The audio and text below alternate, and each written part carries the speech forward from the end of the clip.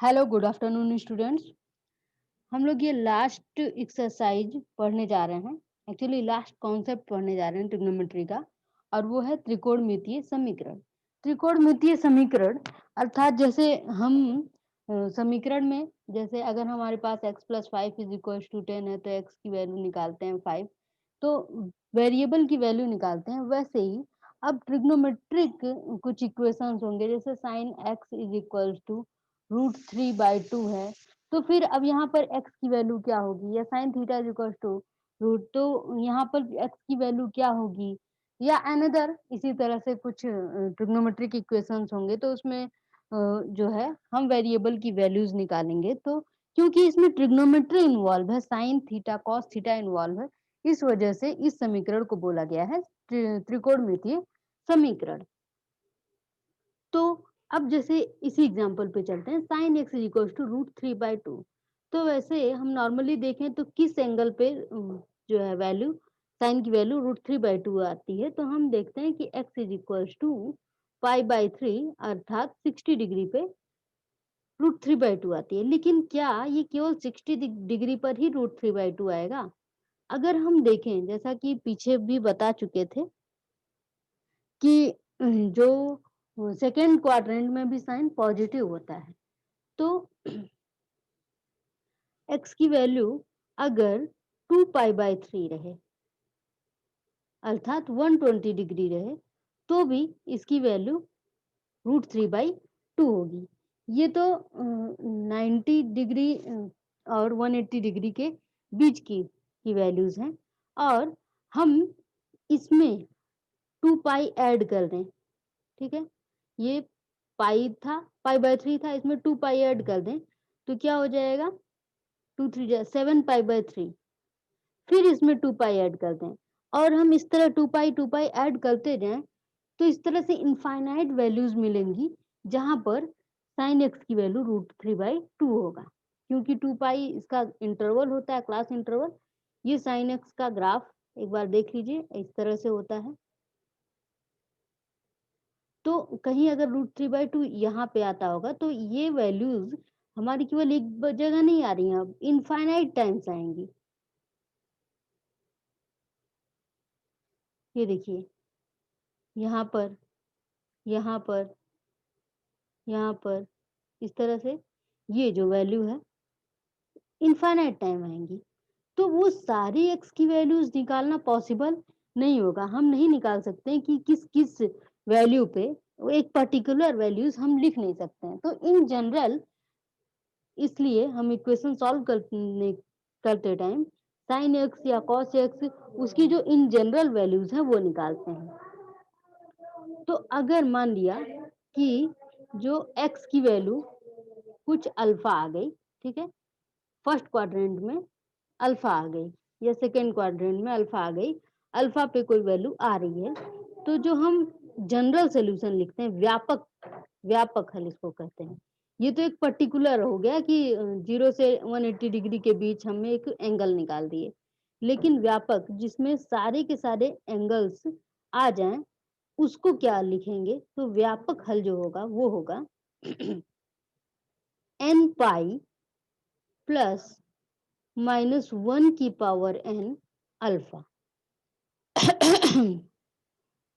Okay, 2n pi plus -1 की power n alpha. तो अब अगर हम इस इक्वेशन का सोल्यूशन लिखना चाहें, sine x is equal to √3/2, तो यहाँ पर वैल्यू हमारी पर्टिकुलर आई थी π/3, तो ये हो गया अल्फा, तो अल्फा की वैल्यू आ गई π/3।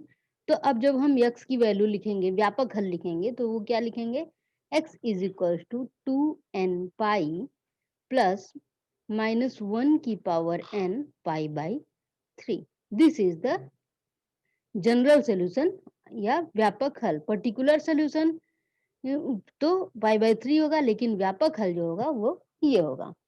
तो इसी तरीके से सारे ट्रिग्नोमेट्रीज के लिए होता है। तो कॉस के लिए जो होता है, कॉस एक्स के लिए व्यापक हल क्या होता है, तो ये हो गया फॉर कॉस एक्स, एक्स की वैल्यू जो हो जाएगी x is equals to 2n pi plus alpha, 2n pi plus alpha.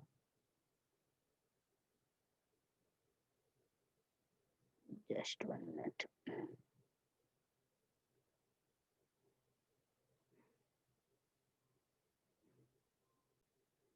To n pi plus minus alpha, और फॉर 10x के लिए जो होता है वो x is equal to n pi plus alpha होता है। अब चलिए एग्जाम्पल से इसको और क्लियर करते हैं। तो एग्जाम्पल नंबर 21 देख लेते हैं। जैसे एग्जाम्पल नंबर 21 है cos x is equal to 1/2। तो 1/2 किस पे आता है? तो हमें पता है x is equal to 60 degree. अच्छा, ये भी याद रखेंगे कि 60 डिग्री ये याद चाहे हो आपको, लेकिन ये π/3 पाइज के फॉर्म में ही लिखेंगे। तो ये हो गया π/3, रेडियंस में हमेशा वैल्यू लिखेंगे। तो अब व्यापक हल जो हो जाएगा वो x is equal to 2n pi plus minus π/3, 2n pi plus minus π/3। यहाँ पर n हो जाएगा, n बिलोंग्स टू इंटीजर। और क्वेश्चंस कर लेते हैं। जैसे एग्जांपल नंबर 22 है। एग्जांपल नंबर 22 में बताया जा रहा है tan 2x is equals to minus का cot x प्लस cot है cot x प्लस π/3। ओके। अच्छा, अब इसमें क्या है, इधर tan है इधर cot है, तो और वो भी माइनस है। तो हमें पहले क्या करना है कि दोनों तरफ या तो tan हो जाए या cot हो जाए, ठीक है, और ये जो माइनस है वो भी एब्जॉर्ब हो जाए। तो इसको हम लिख सकते हैं, क्योंकि हमें पता है 90 प्लस थीटा जब करते हैं, tan 90 प्लस थीटा करते हैं तो वो tan cot में कन्वर्ट हो जाता है और माइनस आ जाता है। तो इसको हम लिख सकते हैं tan, यहाँ ध्यान दीजिएगा, यहाँ cot 90 प्लस थीटा नहीं लिख रहे हैं, वो जब इसको खोलेंगे तो ये इसी में कन्वर्ट हो जाएगा। तो tan π/2 प्लस x प्लस π/3 इसको लिख सकते हैं। माइनस कॉट को लिख सकते हैं tan π/2 प्लस थीटा। जैसे अगर आपका लिखा हुआ है माइनस का कॉट थीटा, तो इसको क्या लिख सकते हैं, tan π/2 प्लस थीटा। मतलब आपको पता है tan π/2 plus theta is equal to minus का कॉट थीटा, तो रिवर्स प्रोसेस लगाए हैं, minus cot theta is equal to tan π/2 plus theta. So this is what we want to do। तो अब ये हो गया। अब हमें मिल गया कि दोनों तरफ हमें tan मिल गया। अब जब दोनों तरफ tan मिल चुका है तो हम क्या करने वाले हैं, tan खत्म कर देंगे। तो ये हो जाएगा, tan खत्म करेंगे तो व्यापक हल के साथ खत्म करेंगे। 2x is equals to n pi, क्या बोला था, x is equals to n pi plus alpha. तो यहाँ पर 2x है तो 2x is equals to n pi plus alpha, क्या है, ये है π/2 प्लस x प्लस π/3। अब यहाँ से x इस साइड आ जाए, वेरिएबल एक तरफ, तो x is equal to n pi plus π/2 plus π/3 क्या हो जाएगा, 5π/6, 5π/6, n pi plus 5π/6 where n belongs to integer। Okay, एक इस तरह का भी क्वेश्चन कर लेते हैं। एग्जांपल नंबर 23, या एक एक्सरसाइज से कर लेते हैं क्वेश्चन। एक्सरसाइज से क्वेश्चन है cos 3x,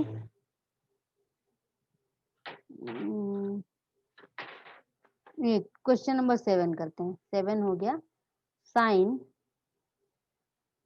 2x plus cos x is equals to 0। Okay, sin 2x plus cos x is equals to 0। अब इसको हम ओपन कर सकते हैं sin 2x को फार्मूले से, तो 2 sin x plus into cos x plus cos x is equals to 0।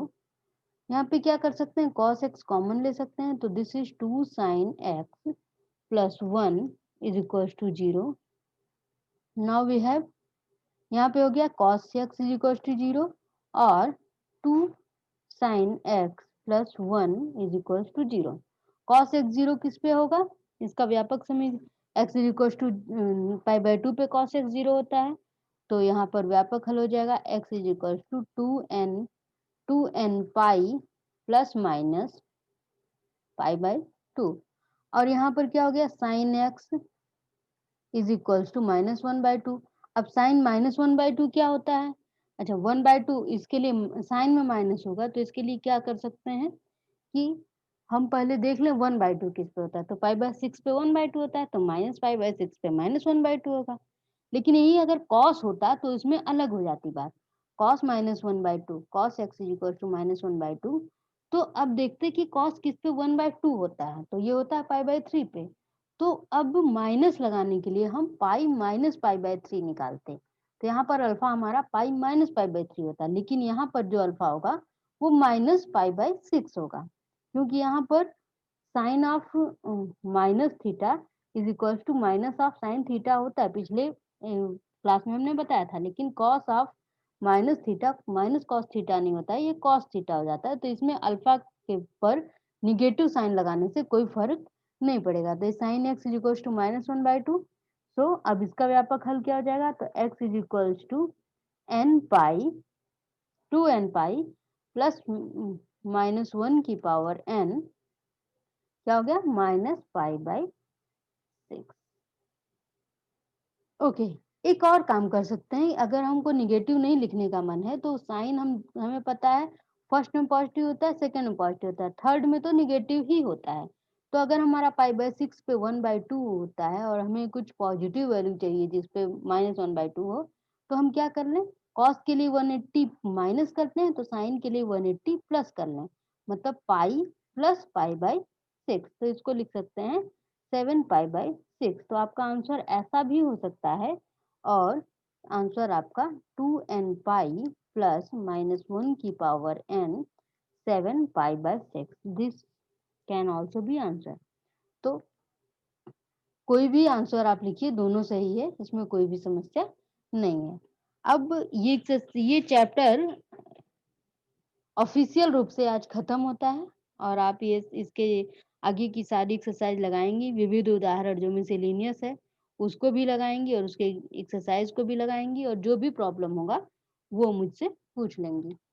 तो तब तक के लिए इतना ही रखते हैं। जय हिंद, जय भारत।